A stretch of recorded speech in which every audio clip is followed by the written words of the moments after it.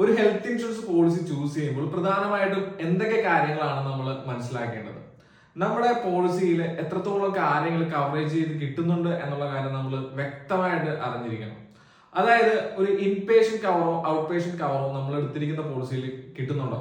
അതായത് പല കമ്പനികളുടെ പല പോളിസികളിലും ഫീച്ചർ വൈസ് വളരെയധികം വ്യത്യാസം ഉണ്ടാകും. ഇപ്പൊ ഒരു മെറ്റേണിറ്റി കവർ കിട്ടുന്ന ഒരു പോളിസി ആണെങ്കിൽ നോർമൽ ഡെലിവറിയുടെ സമയത്ത് എങ്ങനെയാണ്, എത്രമാത്രമാണ് കവറേജ് കിട്ടുന്നത്, അല്ലെങ്കിൽ സിസേറിയൻ ആണെങ്കിൽ എത്രമാത്രമാണ് കവറേജ് കിട്ടുന്നത്, ഇതൊക്കെ നമ്മൾ അറിഞ്ഞിരിക്കണം.